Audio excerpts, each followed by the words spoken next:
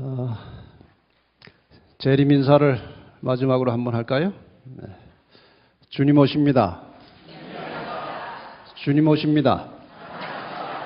주님 오십니다. 네. 재림을 기다리는 사람들의 생활 철학은 끊임없이 재림을 향해서 전진하며 준비하는 것이고, 그 과정에 함께 가는 사람들을 사랑하는 것이고, 그리고 주변에 이 소식을 알지 못하는 사람들에게 전하는 것이 재림 성도들의 생활입니다. 그 인사를 늘 기억하시기 바랍니다. 지난 한 주간 동안 저희와 함께 하신 하나님의 은혜, 또 성령의 역사에 대하여 먼저 감사를 드립니다. 그리고 이 장소를 제공하시고 또 저녁마다 참여하신 이 본부교회와 성도 여러분들에게 감사를 드립니다.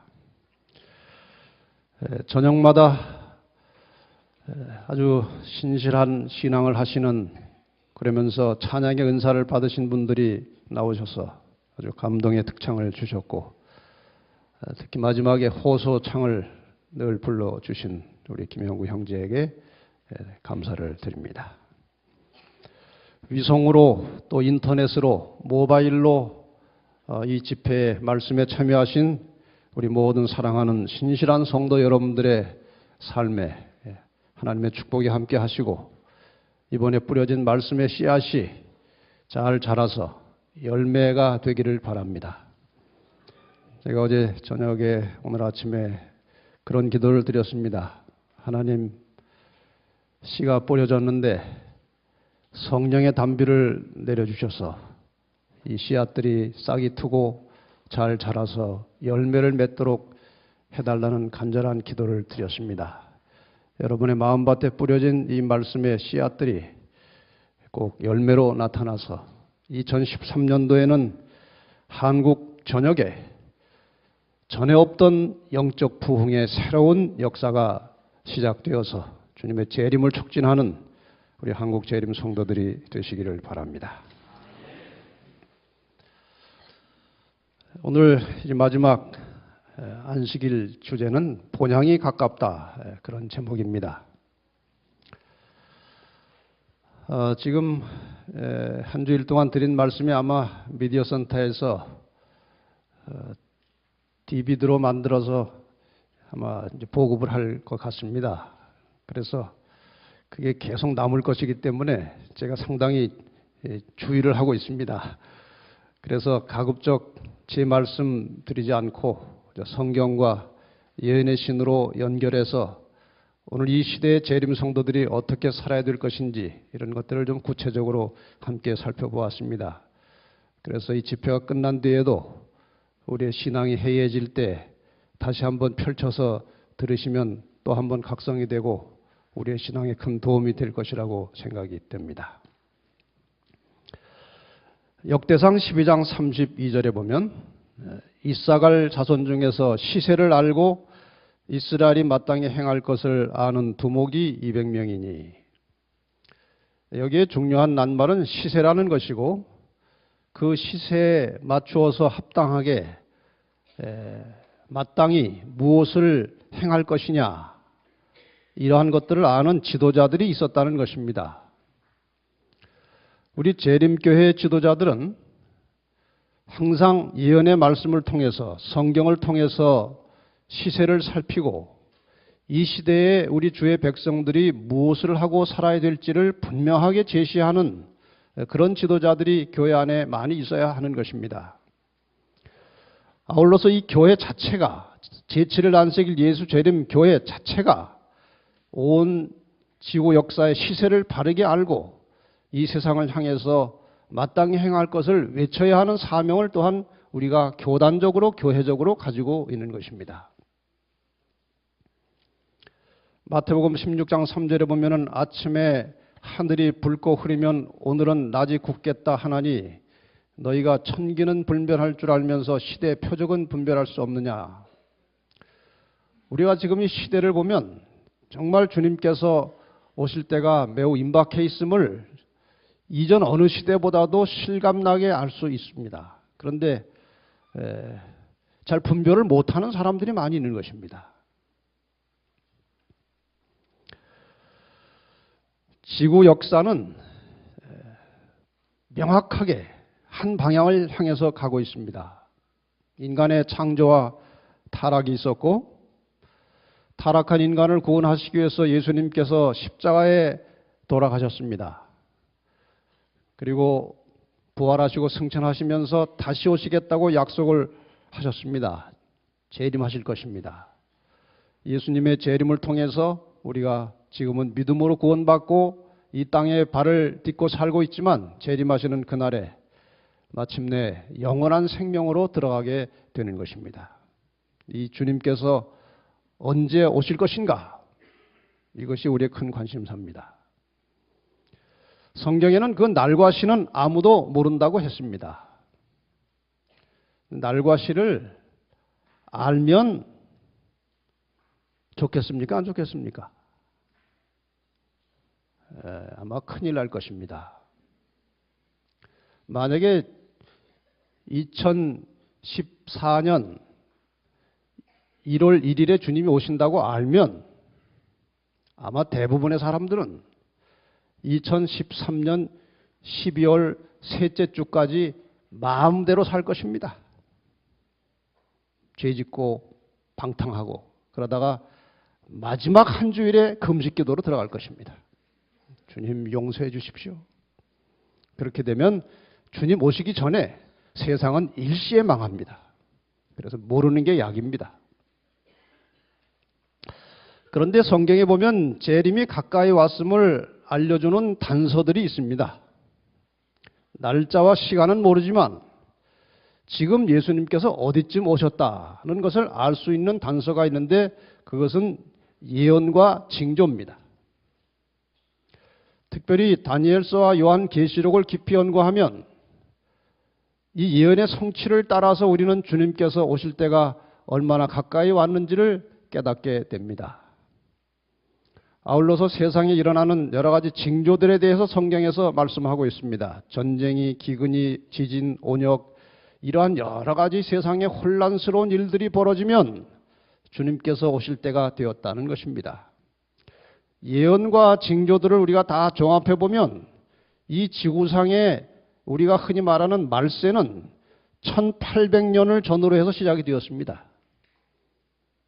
그러니까 지금 1800년 이후로는 성경이 말하는 종말, 말세에 우리가 살고 있습니다. 좀 더 구체적으로 말하면 1844년 그 이후로는 언제라도 주님께서 오실 수 있는 시기에 우리가 살고 있다는 것입니다.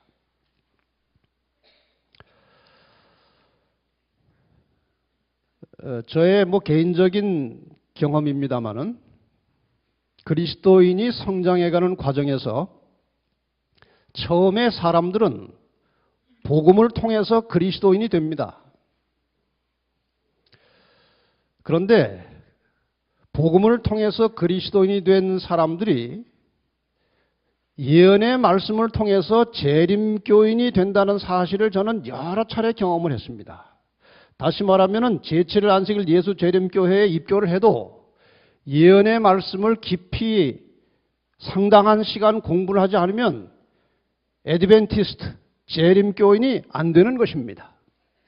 그래서 이 제7일 안식일 예수 재림교회에 입교한 사람들은 반드시 어떤 경로를 통해서라도 성경의 중요한 예언을 공부를 해야 되는 것입니다. 그래야 애드벤티스트, 재림교인이 되는 것입니다. 그것은 어떤 자격이 아니고 이 사상과 철학과 신앙이 재림교인으로 정체성을 바르게 가지고 무장할 수 있다는 것입니다. 예언의 말씀을 통해서 재림교인이 된 후에는 예언의 신의 말씀을 깊이 읽고 연구하면서 재림교인이 어떻게 살아야 되는지를 공부하고 훈련을 해서 마침내 천국 시민으로 변화되어 가는 것입니다. 그래서 예언의 신의 말씀을 우리가 물론 성경과 함께 깊이 읽고 깨달아서 그 말씀을 연구하다 보면, 실천하다 보면 하늘 시민으로 서서히 바뀌어가는 것입니다. 이 모든 과정의 초점은 예수 그리스도의 재림이에요. 그런데 지금 세상 도처에 성경이 말씀하신 재림의 징조들이 여기저기 일어나고 있습니다. 전쟁이 그칠 사이 없이 일어나고 있습니다. 특별히 방금 지나온 지구의 20세기는 전쟁의 역사였습니다. 지금도 그칠 새 없이 전쟁이 벌어지는 것입니다. 성경이 말한 크고 작은 지진들이 수없이 쉴 새 없이 일어나고 있습니다. 정말 무서운 일들이 세상 도처에 벌어지고 있는 것입니다. 감당할 수 없는 해일이 얼마나 자주 일어나는지 모릅니다. 그저 한 도시를 쓸어버리는 것입니다. 이 해일은 정말 무서운 것입니다. 짐승들이 전염병에 걸려서 쓰러져 가고 있습니다. 알지 못하는 이상한 병들이 자꾸 걸리는 것입니다. 소도 돼지도 여러 짐승들이 가축들이 전염병에 쓰러져 가고 있습니다. 닭들도 독감에 걸려서 떼죽음을 당하고 있습니다. 에이즈에 걸린 환자들이 수천만이고 무수하게 많은 사람들이 죽어가고 있고 이 병에 아직도 감염이 되고 있습니다. 특이한 전염병들이 일어나서 사람들을 죽이기도 하고 병들게 하고 무서운 무기로 전염병들이 닥쳐오고 있어요. 세상 여기저기에 극심한 가뭄이 이어집니다. 가뭄이 너무 오래 계속돼서 많은 사람들이 굶어 죽고 있습니다. 정말 처참한 상황이 아프리카에서 오늘도 계속되고 있는 것입니다. 반면에 또 다른 한쪽에서는 비가 너무 많이 와서 홍수로 도시가 쓸려가고 있습니다. 이상한 세상이 되었습니다. 너무나도 부도덕한 세상이 되었습니다. 남자끼리 결혼하고 여자끼리 결혼하는, 이것을 법적으로 승인하는 참 희한하고 이상하고 놀라운 시대가 되었어요. 하나님께서 오셔야만 할 때가 된 것입니다. 이런 일이 되기를 시작하거든 일어나 머리를 들라 너희 구속이 가까워느니라 하시더라. 너희 구속이 가까워느니라. 주님께서 오셔서 우리를 구원하실 때가 가까웠다는 것은 선악의 대쟁투가 끝나가고 있다는 것입니다. 선과 악 사이에 6,000년 이상 계속되어 온 이 전쟁이 거의 끝나간다는 것입니다. 우리가 흔히 말하는 선악의 싸움의 핵심은 이런 것입니다. 사탄은 타락한 인류를 자기가 지배해서 마침내 멸망시키려고 하는 것이고, 하나님은 사탄의 지배로부터 인간을 구원하시고자 하는 것이 선악의 싸움의 핵심이에요. 그래서 둘 사이에 싸움이 그칠 새 없이 일어나는 것입니다. 그것은 우리 마음속에도 끊임없이 일어나고 있는 것입니다. 이 선악의 싸움의 양상이 어떻게 되는지 우리가 이것을 깊이 이해할 필요가 있습니다. 이 바벨탑은 선악의 싸움이 어떤 것인지를 단적으로 설명하는 매우 중요한 단서입니다. 창세기 11장 4절에 사람들이 이렇게 말합니다. 성과 대를 쌓아 대 꼭대기를 하늘에 닿게 하여 우리 이름을 내고 온 지면에 흩어짐을 면하자. 한꺼번에 모여 살자. 우리 이름을 내자. 이것은 하나님에 대한 도전입니다. 이 말씀에 대해서 부조화 선지자 118페이지에는 하나님께서는 사람들이 온 땅에 흩어져서 땅에 충만하고 그것을 정복하도록 지시하셨었다. 하나님은 땅에 충만하라고 했습니다. 그런데 흩어짐을 면하자라고 하는 것은 하나님의 말씀에 정면으로 도전하는 것입니다. 그러나 이 바벨탑 건설자들은 그들의 공동사회를 한 단체로 연합시켜서 결국 온 세계를 포함할 한 왕국을 세우기로 결정하였다. 하나님을 대적하여 한 왕국을 세우겠다는 것은 결국 온 세상을 통일해서 사탄의 왕국을 만들겠다는 것입니다. 사탄은 지금 역사 이래로 끊임없이 이 지구를 다 통합해서 하나로 만들어서 다스리려고 애를 써왔어요. 그래서 어떤 일이 벌어질 것이냐? 하나님이 천지 만물을 창조하셨을 때에 거기에 이제 하나님의 왕국이 세워진 것입니다. 근데 인간이 타락을 하고 범죄함으로 이 하나님의 왕국이 사탄의 지배에 잠시 넘어갔습니다. 예수께서 오셔서 죗값을 지불하시고 법적으로 왕국을 다시 찾아내셨습니다. 이것을 실제로 찾으러 오시는 날은 재림하실 때입니다. 그리고 새하늘과 새 땅으로 이 땅을 새롭게 옷을 갈아입히시고 다시 하나님의 왕국이 세워질 것입니다.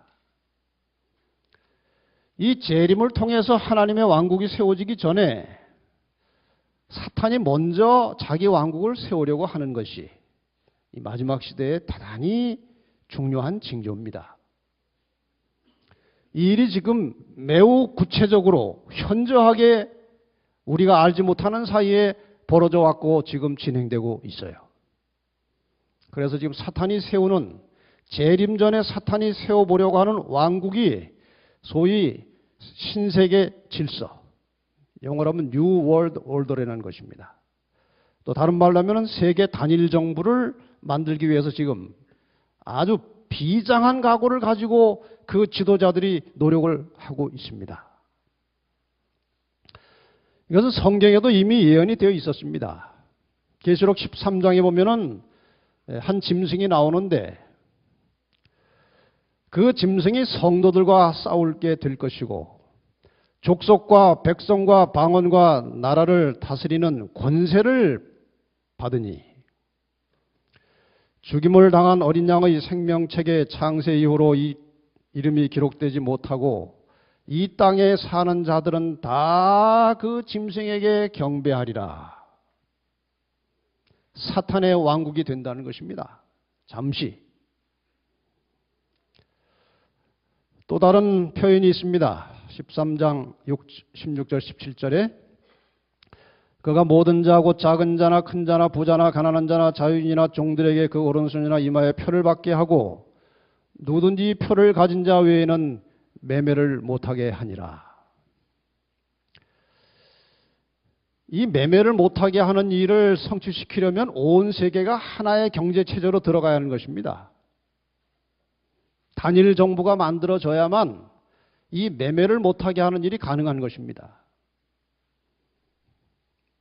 어떤 형태로 얼마나 지속될지 모르겠지만 어쨌든 이 마지막 재림 직전에 잠시 사단이 인간을 통제하고 감시하고 다스리는 시대가 온다는 것입니다. 이 책은 1990년도에 나온 책입니다. The Keys of This Blood. 피의 열쇠라는 책입니다. 이건 천주교 신부가 쓴 책입니다. 1990년도에. 이 책 15페이지에 원하든지 않든지 준비되었든지 않았든지 간에 우리는 세계적 패권 경쟁에 관련되어 있다. 온 세계를 하나로 통일시키려는 경쟁이 시작됐다는 것입니다. 이 경쟁은 또한 수단 방법을 가리지 않은 무제한 전쟁이다.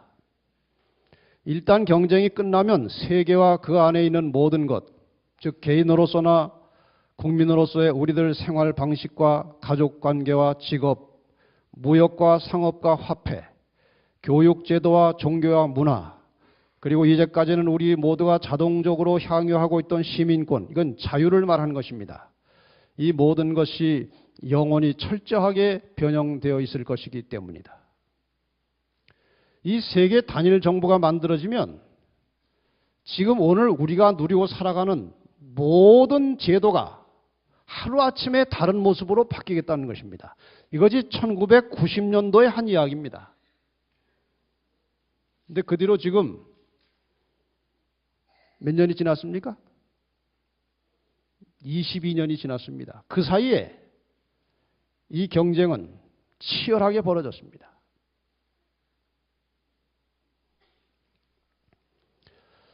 이 경쟁 속에 나타나는 네 가지 정책이 이제 서서히 밝혀졌습니다.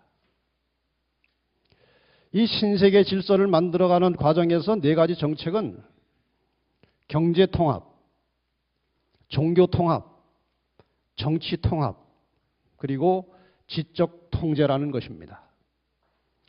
이것을 상세하게 설명하기에는 시간이 너무 많이 걸리기 때문에 그저 단적인 예만 몇 가지 드리고 상황 설명만 요약해서 드리고 넘어가겠습니다.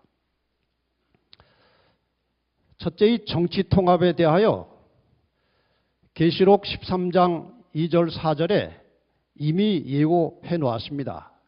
계시록 13장에 한 마리 짐승이 나오는데 용이 사단이 자기의 능력과 보좌와 큰 권세를 그에게 주었다. 온 땅이 이상히 여겨 그 짐승을 따를 것이다. 사람들이 말하기를 누가 능히 이로 더불어 싸우겠느냐. 최고의 권세가 그에게 주어지겠다는 것입니다. 또 밀레니움이라는 책이 있습니다. 95, 96페이지에 교황청이 새 세계 종교의 원천이자 본부가 되기를 바라고 교황이 전 세상의 최고 성직자가 되기를 계획하며 교황은 지구의 영적인 자원을 정렬하는 사제의 왕이 되어야 하며 하나님은 신의 권위와 절대적인 권리와 책임을 이 세계적 지도자 교황에게 주었다. 이것들이 지금 세계 단일 정부를 추진해 나가는 대단히 주도적인 세력이 이것을 지금 추구하고 있는 것입니다. 이 날이 온다는 것입니다. 여기 EU 유럽연합의 초대 대통령인 헤르만 반 롬푸이라고 하는 사람이 2009년 11월 19일 EU 전체 유럽연합 초대 대통령이 된 다음에 첫 연설문의 내용이 이것입니다. 우리는 금융위기와 고용과 예산에 대한 극적인 충격, 우리의 생존을 위협하고 있는 기후의 위기, 확신할 수 없는 염려의 기간과 같은 예외적으로 힘든 시기를 보내고 있습니다. 지금 이 지구가 아주 힘겨운 시대를 지나고 있다는 것입니다. 이러한 문제들은 나라들의 상호 협력을 통해 극복될 수 있습니다. 이 말이 바로 그것입니다. 온 세계가 하나로 협력이 될 때에 이 어려움을 극복할 수 있다는 것이고 2009년은 금융위기 가운데서 G20, G20의 설립과 함께 이 G20이라고 하는 것은 전 세계에서 가장 경제력이 있는 상위 20나라들의 대통령들이 모여가지고 만든 단체가 G20이에요. 그들이 온 세계를 좌우하는 것입니다. G20의 설립과 함께 세계 통치의 원년입니다. 다시 말하면 세계 단일 정부로 지금 추진해 나가는 이러한 모든 일의 출발점은 G20이 성립된 때로부터 시작됐다는 것입니다. 그 다음에 종교통합입니다. 역시 계시록 13장 2절로 4절에 이 마지막 시대의 하나님의 백성들을 어떻게 해서라도 못 살도록 궁지에 몰아놓고 모든 종교를 하나로 통합할 것이고 생명책에 이름이 기록되지 못한 사람들은 다 하나로 연합된 종교연합체의 수장에게 경배하게 될 것이다. 이미 종교통합을 예고하고 있는 것입니다. 마지막 신호라고 하는 책 225페이지에 보면은 그들 예수회는 지금 막강한 권력, 세계적인 조직망, 정밀한 정보, 막대한 금력을 가지고 마치 첩보기관을 방불케 하는 치밀한 전략을 사용하여 프로테스탄트 개신교회들을 장악하고 세계의 종교들을 카톨릭 안에 묶는 일을 줄기차게 진행하고 있다. 이 일을 진행하고 있는 이 세력 자체는 어마어마하게 큰 세력과 힘을 가진 단체이기 때문에 이 일은 반드시 이루어진다는 것입니다. 사단이 볼 때에 이 제7일 안식일 예수 재림교회는 사단이 마지막 자기의 왕국을 실현해 가는 데 있어서 가장 방해거리가 재림교회입니다. 이 세계 통합을 추진하는 이 주체 세력들이 이 사실을 암암리에 알고 있는 것입니다. 그래서 앞으로 제7일 안식일 예수 재림교회와 성도들은 이 땅에 발붙이고 살기가 점점 어려워질 것입니다. 그럴수록 재림 성도들은 세상이나 세상의 재물을 의존하지 않고 절대적으로 하나님만 신뢰하고 살아가는 믿음이 필요한 것입니다. 그 믿음을 오늘 우리는 훈련하고 연습을 해야 되는 것입니다. 경제통합. 계시록 13장 16절과 17절에 경제통합에 대한 예언이 이미 나와 있습니다. 매매를 못하게 하겠다는 것입니다. 표를 받게 하고 표를 가진 자 외에는 매매를 못하게 한다. 이것은 전 세계가 같이 뜻을 맞춰야만 되는 것입니다. 예를 들어서 어느 나라에서 매매를 못하게 하면은 다른 나라로 가서 사면 되는 것입니다. 그래서 이것이 실현되려면은 온 세계가 경제적으로 통합이 되어야 하는 것입니다. 뭐 이러한 단서와 근거는 많습니다만은 한 가지 인용문만 보고 넘어가겠습니다. 신세계 질서의 비밀 196페이지입니다. G20의 목표는 현재 국제통화기금 IMF를 지구준비은행으로 바꾸는 것이다. 이로써 유엔 산하의 세계 정부 태동이 과거 어느 때보다 가깝게 다가오고 있다. 이렇게 세계 경제를 하나의 체제로 묶어놔야 세계 정부를 빨리 만들어낼 수 있다는 것입니다.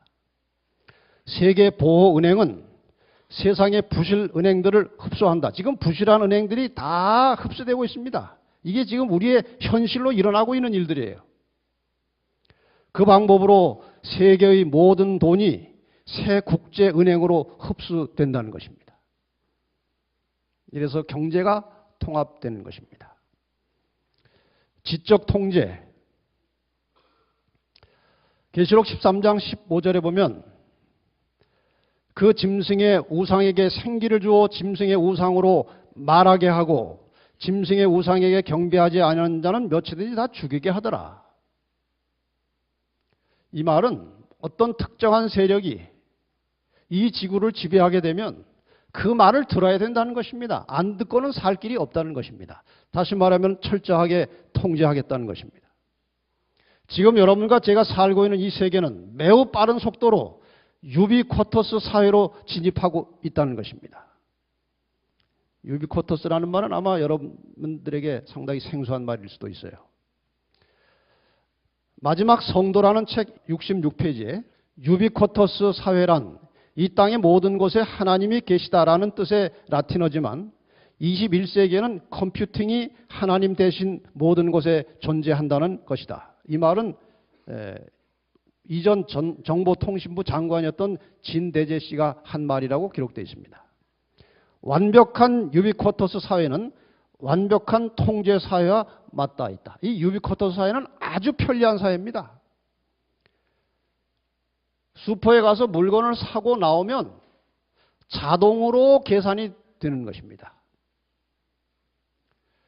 내가 버스 정류장으로 무슨 차를 타러 가면은 그 버스가 지금 어디쯤 오고 있다고 핸드폰으로 나오는 것입니다. 외출했다가 집에 들어가면은 자동으로 집안에 난방이 돌아가고 에어컨이 작동이 되는 것입니다. 플라스틱 판 하나 펼쳐놓으면 아침 조간신문이 자동으로 뜨는 것입니다. 완벽하게 편리한 사회가 유비쿼터스 사회예요. 이러한 유비쿼터스 사회에 완벽하게 진입하기 위해서는 조건이 필요하다. 모든 물건이 당신이 정확히 누구인지 확인해야 한다. 이것을 위해 세계 정부를 만들어가는 자들은 사회 각 분야에서 언론을 형성하며 RFID, 요거는 전파 식별 기구입니다. Radio Frequency Identification. 이것을 줄여서 RFID. 이런 말이 자주 나옵니다. RFID 기반의 생체인식 칩을 만들었다고 했는데 이 칩이 여러 종류가 있는데 대표적인 것이 우리가 자주 듣는 베리칩입니다. 유비쿼터스 사회가 만드는 멋진 신세계는 동시에 완벽한 감시 사회이다. 이런 것들을 하나 이제 넣고 돌아다니면 아주 편리하지만 이것을 통제하는 본부로부터 철저하게 감시받고 있다는 것입니다. 다시 말하면 하나님은 전지전능하시기 때문에 모든 사람을 감시할 수 있습니다. 그러나 이 마지막 때 인위적으로 이런 기계 장치를 통해서 사탄이 인간을 지배하려고 하는 것입니다. 이 베레침은 사탄의 왕국의 마지막 통제 수단입니다. 위치 추적이 가능하고 개인정보가 입력되어 있고 현금을 대용할 수 있는 것입니다. 신세계 질서의 단일 정부에 의해 적으로 지명되는 경우에 정부는 중앙 컴퓨터에서 개인의 아이디를 삭제해서 모든 생활을 통제해서 끝내버리는 것입니다. 그래서 이것들이 어느 정도 처음에는 반발도 있겠지만 이 편리함 때문에 서서히 거부감이 없어지면 온 세상이 이것을 하도록 하는 것이 이 정부의 계획이에요. 과연 이것이 성공할 것이냐? 그거는 잘 모르겠습니다. 그런데 성경에 의하면은 성공할 수 없게 되어 있습니다. 다니엘 2장 43절에 보면 왕께서 철과 진흙이 섞인 것을 보셨은즉 그들이 다른 인종과 서로 섞일 것이나 피차에 합하지 아니함이 철과 진흙이 합하지 않음과 같으리이다. 이 말은 절대로 인간 사회에는 하나로 통일되지 않는다는 것이에요. 근데 사단이 지금 이걸 시도하고 있는 것입니다. 예언에 의하면은 세계 단일 정부로 통합해가는 과정은 실패하든지 마치 된 것처럼 보일지라도 잠시 있다가 끊어질 것입니다. 왜냐하면 하나님께서 합하지 않는다고 말씀하셨어요. 시편 2편 1절로 보면 어찌하여 열방이 분노하며 민족들이 허사를 경영하는고 세상의 군왕들이 나서며 관원들이 서로 꾀하여 여호와와 그 기름 받은 자를 대적하며 우리가 그 맨 것을 끊고 그 결박을 벗어버리자 하도다. 하나님의 손을 벗어나고자 하는 것입니다. 하나님을 대항하는 것입니다. 하늘에 계신 자가 웃으시며 주께서 저희를 비웃으시리로다. 그때 분을 바라며 진노하사 저희를 놀래어 이르시기를 내가 나의 왕을 내 거룩한 산 시온에 세웠다 하시리로다. 지금 그들이 하나의 세계 정부를 만들려고 노력하고 있는 것을 하나님이 지켜보고 계십니다. 웃으십니다. 어찌 너희가 그런 허사를 경영하느냐? 조만간 하나님께서 분을 내시고 이 땅에 하나님의 왕국을 세우실 것입니다. 그렇다면 지금 이 세상의 형편을 돌아볼 때 하나님이 오실 때가 매우 가까이 왔다는 것입니다. 이 열왕의 때에 하늘에 하나님이 한 나라를 세우시리니 이것은 영원히 망하지도 아니할 것이요 그 국권이 다른 백성에게로 돌아가지도 아니할 것이요 도리어 이 모든 나라를 쳐서 멸하고 영원히 설 것이라. 믿으십니까? 안 믿어도 이 나라는 올 것입니다. 믿고 준비하고 기다리는 자에게 복이 있을 것입니다. 다시 이 말씀으로 돌아갑시다. 이러한 시대에 하나님의 백성들이 마땅히 행할 것은 무엇이냐? 이러한 시대의 재림 성도들은 어떻게 살 것이냐? 1999년에 나온 사도 서신, 목회 서신에 보면 9가지 항목이 발표되어 있는데 6번째가 일요일 외에 다른 어떤 날을 준수하는 자들에게 관용할 수 없다는 것입니다. 7번째, 우리는 성일인 일요일을 어기는 자들에 대해 관용할 수 없다. 그러한 자들은 법정의 절차를 통해 양심의 자유를 발휘하지 못하도록 사법적인 형벌을 받게 될 것이다. 일요일 휴업령이라는 것이 그냥 일요일 날은 쉬고 토요일 날 예배 드려도 된다는 말이 아니에요. 이 마지막에 발효될 일요일 법령은 다른 날 예배하는 것을 허용하지 않는 것입니다. 다시 말하면 하나님의 법대로 안식일을 지키는 사람들은 이 땅에 살 수 없게 만드는 것입니다. 그것이 사탄의 전략이에요. 이렇게 이제 우리의 신앙 때문에 핍박과 때로는 사법적인 어떤 피해가 오려고 할 때 과연 우리가 설 수 있느냐 하는 것입니다. 그때 서는 신앙이 진짜 신앙입니다. 지금 우리는 알곡과 가라지가 교회 안에 다 섞여 있어요. 지금은 함부로 누가 알곡이고 가라지고 말할 수 없습니다. 담임 목사가 집사님 가라지 같아. 그럼 큰일 납니다. 아무도 그걸 해서는 안 됩니다. 그러나 핍박이 오면 알곡과 가라지는 완전하게 갈라지는 것입니다. 이건 한 장로님과 차를 타고 가면서 연세가 높으신 어른이십니다. 이런 이야기를 하십니다. 본인이 일정 때 우리 교회 지도자들, 오영선 목사님을 비롯해서 종로 경찰서에 수감돼 있을 때 주먹밥 만들어서 날라다 주던 청년이었대요. 근데 자주 그 종로 경찰서를 출입하면서 경찰들하고 친해지니까 이런저런 이야기를 해주더래요. 우리가 어떻게 알고 이 사람들을 잡아왔겠습니까? 그 안에 있는 사람이 다 가르쳐줘서 잡은 겁니다. 그러더래요.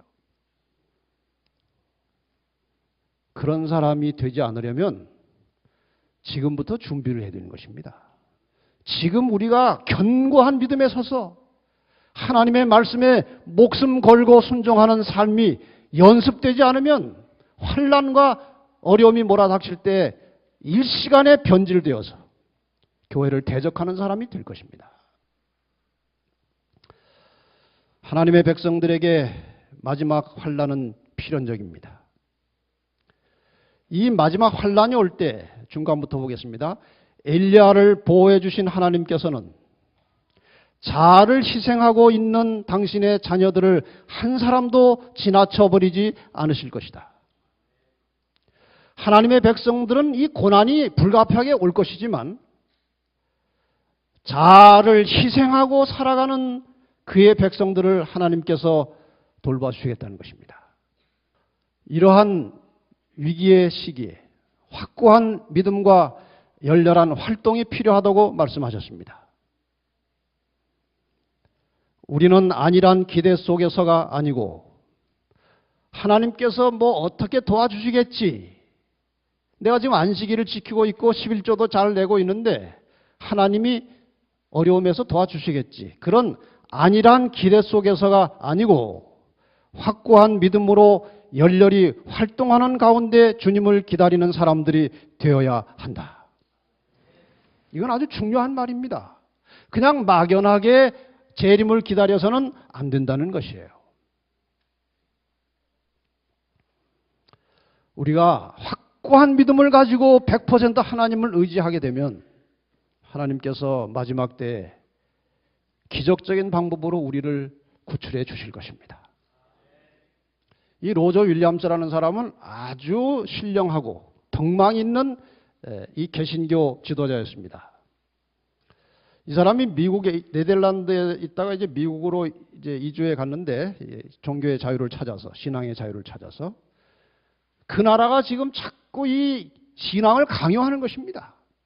인간의 양심의 자유를 자꾸 억압하는 거예요. 여기에 대항해서 싸우다가 추방이 되었습니다. 그는 온 식민지들로부터 추방 명령을 받게 되었으며 마침내 체포를 면하기 위하여 추운 겨울의 눈보라 속에서도 인적도 없는 산림 속으로 도망할 수밖에 없는 신세가 되었다. 사람이 없는 곳에 도망을 갈 수밖에 없게 된 것입니다. 이것이 마지막 때 어쩌면 우리의 운명입니다.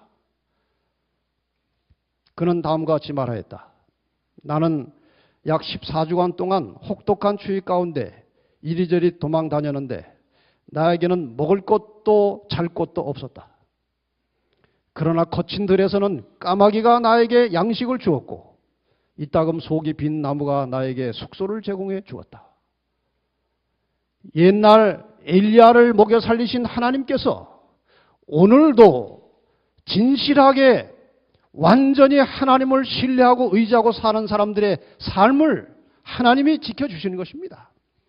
그런 믿음을 이 시대에 키우라는 것이에요.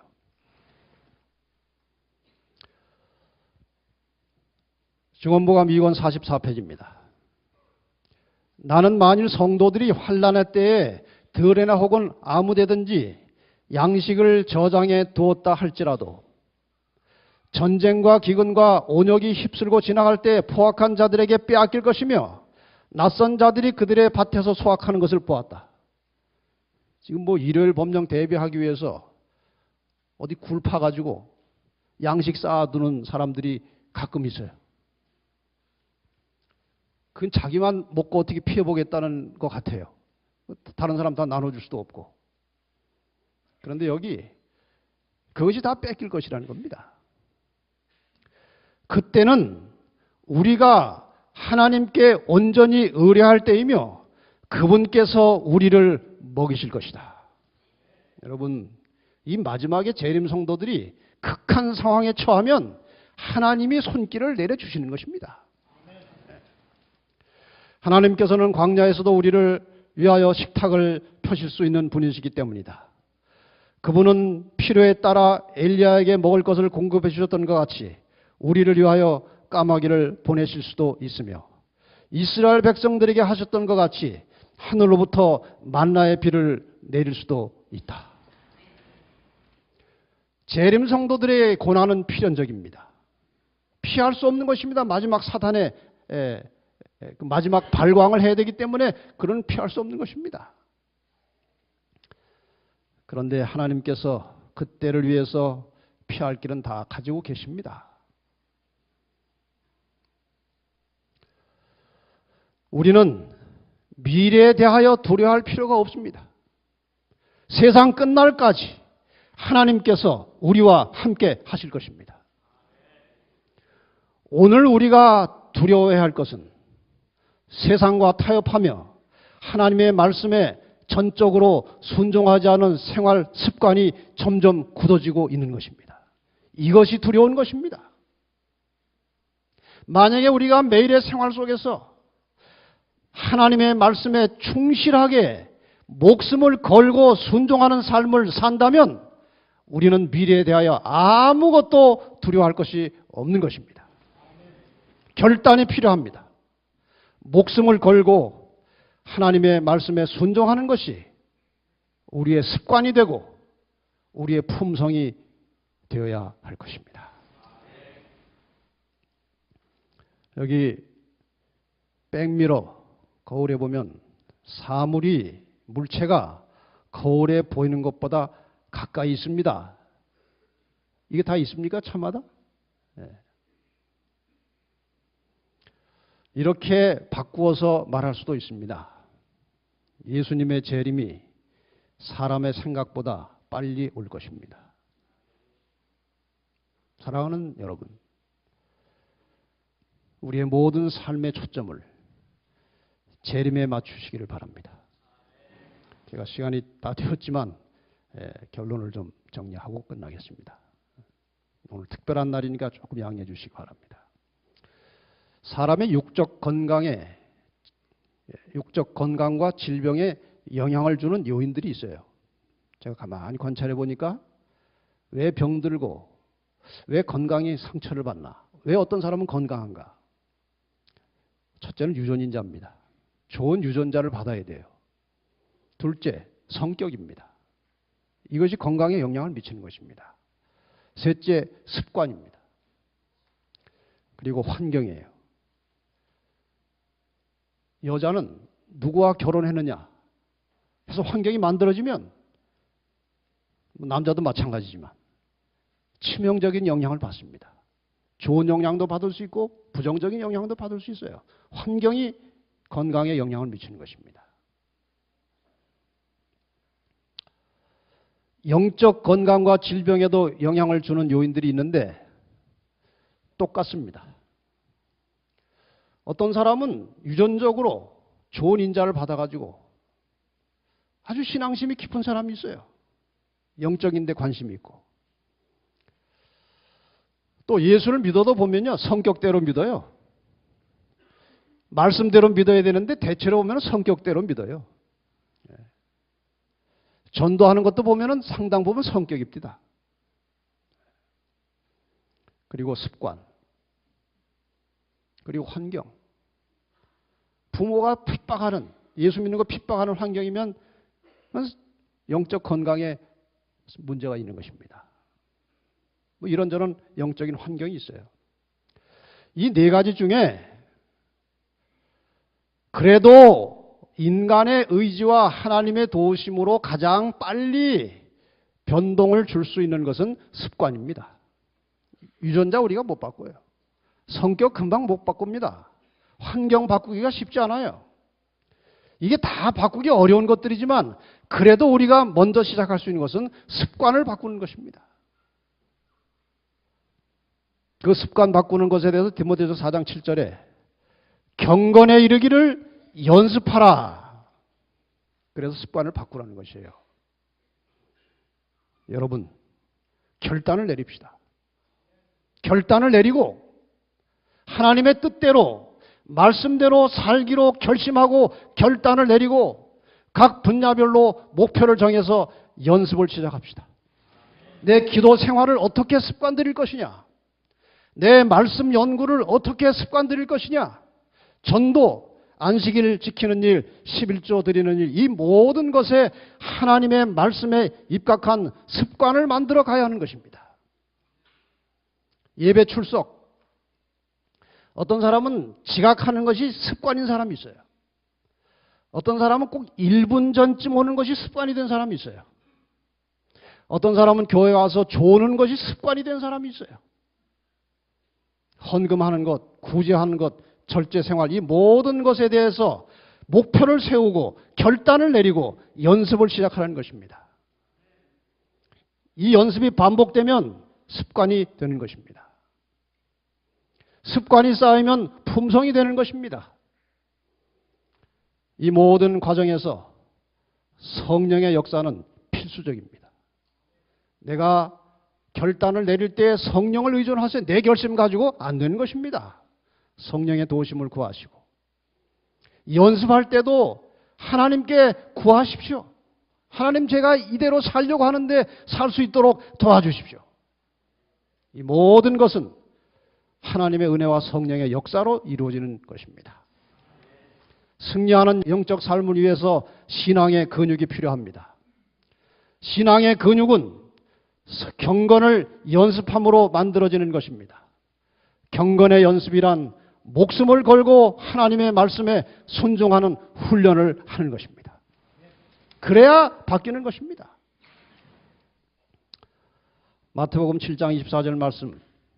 그러므로 누구든지 나의 이 말을 듣고 행하는 자는 그 집을 반석 위에 지은 지혜로운 사람 같으리니 비가 내리고 창수가 나고 바람이 불어 그 집에 부딪히되 무너지지 아니하나니 이는 주초를 반석 위에 놓은 연고요.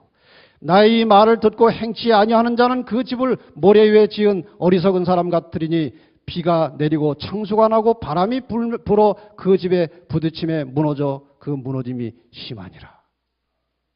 평상시 생활 속에서 하나님의 말씀을 철저하게 순종하는 것이 몸에 배이고 훈련이 돼서 근육이 된 사람들은 아무리 시련이 닥쳐도 요동치 않는 것입니다. 그러나 그것이 안 된 사람들은 핍박과 비바람이 몰아닥치면은 그 무너짐이 심하겠다는 것은 하나님의 은혜로부터 떨어져 나가겠다는 것입니다. 평안한 시기에 하나님 말씀 듣고 순종하는, 목숨 걸고 하나님 말씀에 순종하는 재림 성도들이 되시기를 바랍니다. 이제 마지막으로 갈바리의 십자가를 바라보라는 말씀을 읽고 마치겠습니다. 우리의 매일의 생활 속에서 주님의 십자가를 바라보고 그분의 은혜를 의지하고 그분의 은혜에 감사하고 그분이 주시는 성령의 능력을 의지하여 내일의 우리의 삶 속에서 승리가 있어야 하지 않겠습니까? 갈바리의 십자가를 바라보라.